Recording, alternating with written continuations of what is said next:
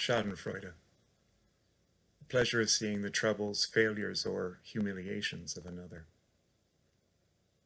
Until yesterday, I was full of it.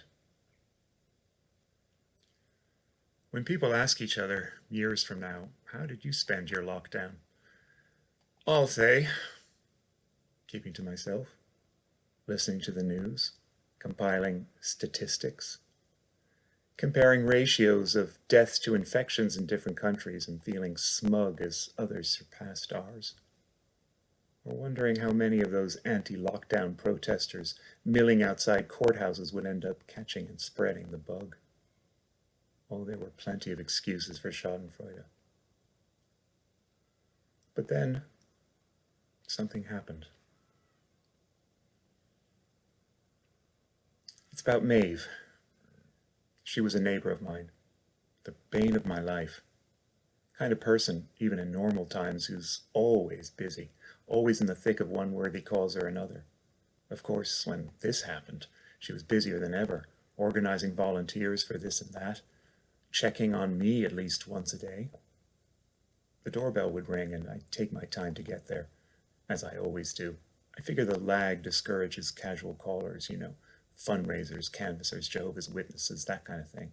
But it's only Maeve, yet again, and I can hear that she's standing at a respectable distance from the door. I was just on my way to the shops. One excuse or another. I've cooked far too much shepherd's pie. Or, I was just checking to see if you need anything. again. Isn't it so wonderfully quiet? A Christmas morning in April, James. James. The name she always uses. She should know by now that I hate it, but I just can't be bothered to correct her. No thanks. Nothing from the shops. I've already had my dinner. Don't need a thing.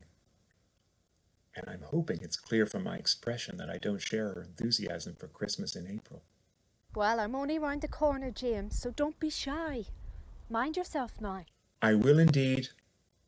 My own business, that is. But about a week and a half ago, it stopped. She stopped dropping by.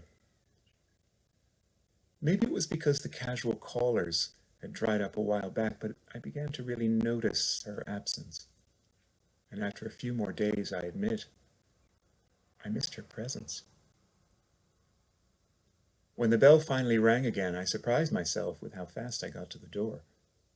But it wasn't her, just some younger woman whose hello was muffled slightly by a face mask.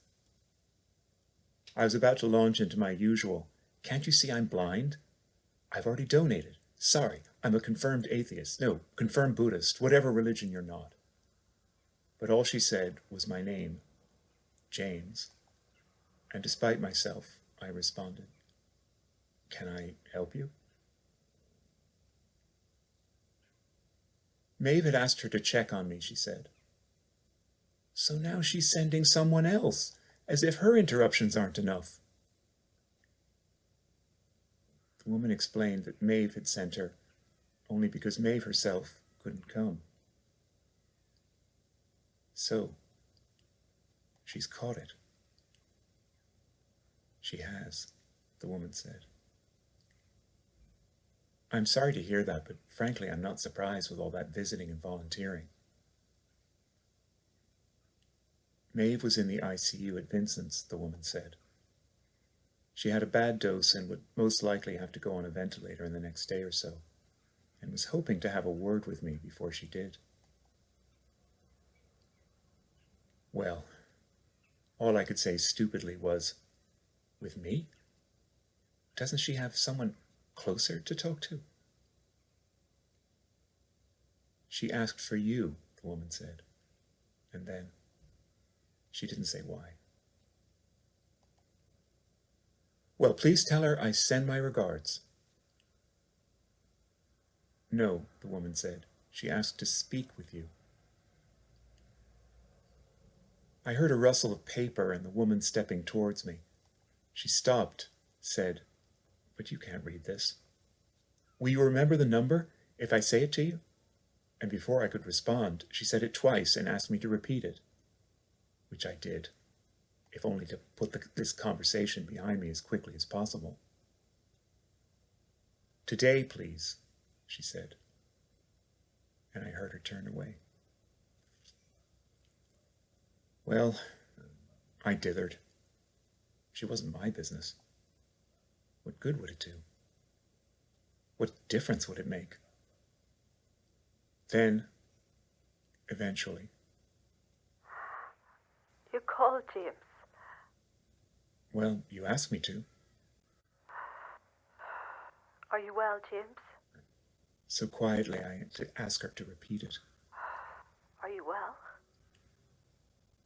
I am, Maeve.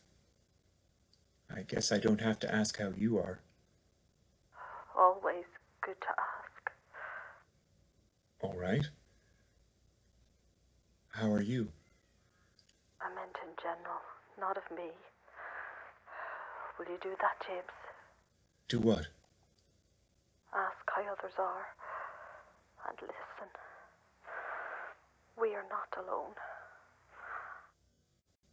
From force of habit, even then, I was about to protest that whether or not I listened to her, to anyone, was nobody's business. But I said nothing. Just listened to her labored breathing. You will do that, James. For me. I will, Maeve. And that was all. Maeve died 3 days later, yesterday.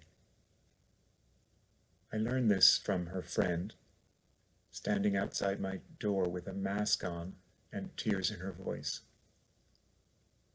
I'm sorry. I am sorry, I said. And then, what is your name?